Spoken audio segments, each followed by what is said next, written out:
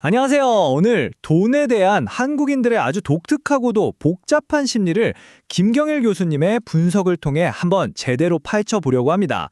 왜 유독 우리 사회에서는 돈이 행복의 거의 필수 조건처럼 여겨지고 어떨 땐 인생의 목표 그 자체가 되어버리는 걸까요? 오늘 그 깊은 원인을 생물학, 문화, 그리고 사회적인 관점에서 아주 속 시원하게 풀어드리겠습니다. 자, 이 질문으로 한번 시작해보죠. 이게 바로 김경일 교수님이 우리의 마음속을 들여다보기 위해 제시한 아주 유명한 생각 실험인데요. 여러분 앞에 두 가지 선택지가 있습니다.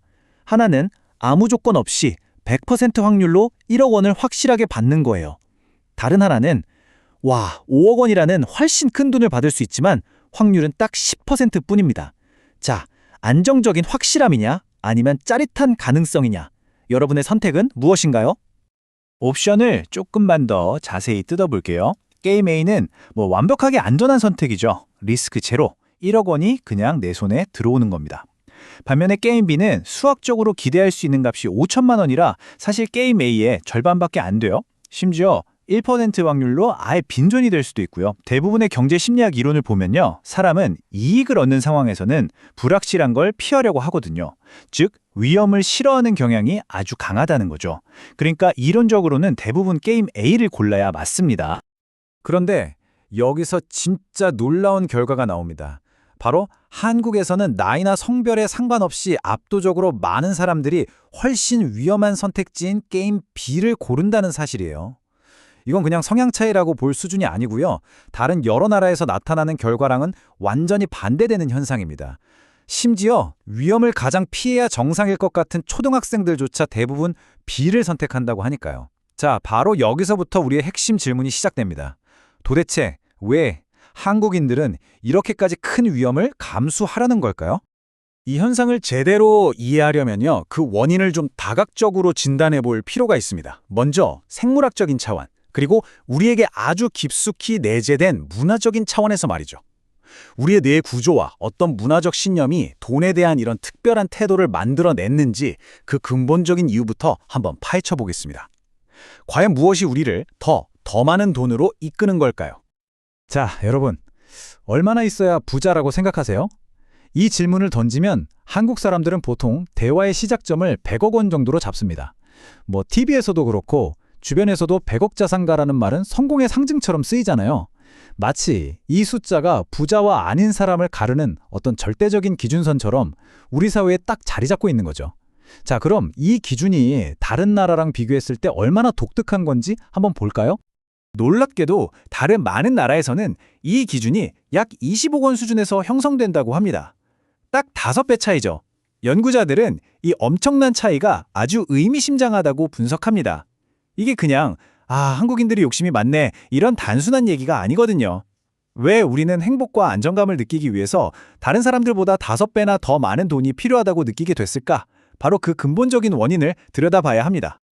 김경일 교수님은 그 첫 번째 단서를 생물학적인 가설에서 찾는데요. 일부 연구에 따르면 한국인의 뇌는 흔히 행복 분자라고 불리는 신경 전달 물질 아난다마이드의 평균 생성량이 다른 인종에 비해 좀 적을 수 있다는 거예요. 여기서 핵심은요, 이게 행복을 덜 느낀다는 뜻이 아니라는 겁니다. 같은 수준의 행복감을 느끼려면 훨씬 더 강한 자극이 필요하다는 걸 의미하죠. 그러니까 20억 원이 주는 만족감으로는 뭔가 좀 부족하고 그 5배나 되는 100억 원 정도의 아주 강력한 자극이 있어야 비로소 비슷한 수준의 심리적 안정과 행복감을 느낄 수 있다는 가설인 겁니다. 여기에다가 아주 강력한 문화적 요인이 더해집니다. 바로 자식은 곧 나 자신이라는 어떻게 보면 좀 독특한 집단적인 믿음이죠. 내 자녀의 성공이 곧 나의 자아 실현이고 내가 못 이룬 꿈을 대신 이뤄주는 거라고 여기는 문화 말이에요. 생각해보세요. 자녀가 좋은 대학에 합격했을 때 정작 당사자인 아이보다 부모님이 막 동네방네 자랑하고 훨씬 더 기뻐하는 모습 익숙하잖아요. 이런 문화가 자녀에게 막대한 부와 지위를 물려줘서 성공 확률을 조금이라도 높여주고 싶은 강렬한 욕망으로 이어지는 거고요. 결국 내가 필요하다고 생각하는 돈의 크기가 정말 기하급수적으로 커지는 겁니다. 자, 이렇게 더 큰 자극을 원하는 생물학적인 특성, 그리고 자녀를 통해 나를 실현하려는 문화적인 압박, 여기에 오늘날 한국 사회의 구조적인 현실까지 더해지면서 문제는 훨씬 더 복잡해집니다. 과거와는 완전히 달라진 지금의 사회가 어떻게 사람들을 한 방을 노리는 위험한 선택으로 내몰고 있는지 한번 살펴보겠습니다. 불과 한 세대 전만 해도요, 성공으로 가는 꽤 명확한 공식 같은 게 있었어요. 일종의 징검다리였죠. 20대에 괜찮은 직장 잡고, 30대에 대출 받아서 내 집 마련하고, 40대에는 꾸준히 자산을 불려서 안정적인 노후를 준비한다? 이런 식이었죠. 하지만 오늘날 젊은 세대에게 이 길은 거의 무너져 내린 것처럼 보입니다. 월급만 모아서는 집을 사는 게 거의 불가능에 가깝고, 중간 단계에서 얻는 성취감은 사라진 채 최종 목표는 너무나 비현실적으로 멀게만 느껴지는 거죠. 교수님은 이 상황을 아주 날카롭게 표현합니다. 불어가는 사다리가 아예 없는 게 아니라 붕괴되었다고요. 이 말이 정말 핵심을 찌르는데요. 한 계단씩 차근차근 올라갈 수 있다는 믿음이 사라졌기 때문에 사람들이 비투, 즉 빚을 내서 공격적으로 투자하는 것 같은 한방, 도박으로 단숨에 꼭대기로 점프하려는 시도를 하게 된다는 겁니다. 이건 단순한 탐욕이라기보다는 붕괴된 사다리 앞에서 이게 유일한 탈출구처럼 느껴지는 어쩌면 좀 절박한 선택일 수 있다는 거죠. 자, 그렇다면 이런 생물학적, 문화적, 사회적 압박의 소용돌이 속에서 우리는 도대체 어떻게 돈과 더 건강한 관계를 맺을 수 있을까요? 그 해법은 어떤 거창한 경제정책이 아니라 우리 각자의 마음가짐을 근본적으로 바꾸는 것에서 시작됩니다. 돈을 대하는 새로운 태도에 대한 구체적인 처방전, 지금부터 한번 살펴보겠습니다. 김경일 교수님은 여기서 아주 중요하고도 결정적인 순서를 강조합니다. 부자가 되기 위해 가장 중요한 건 물론 소득을 늘리는 거죠. 하지만 가장 먼저 해야 할 일은 바로 소비를 통제하는 겁니다. 왜냐고요? 소비를 통제하는 게 바로 내 삶에 대한 통제감을 되찾는 첫 걸음이기 때문이에요. 밑빠진 독에 물을 부을 순 없잖아요?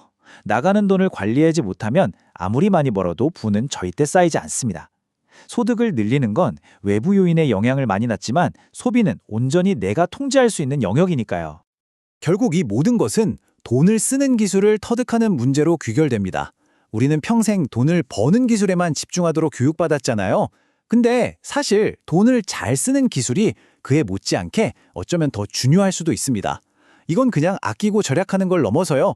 아주 작은 돈이라도 존중하고 나의 진짜 가치와 맞는 방향으로 지출을 관리하는 고도의 심리적인 능력을 의미합니다. 이 기술을 통해서 우리는 비로소 돈의 주인이 될 수 있는 거죠.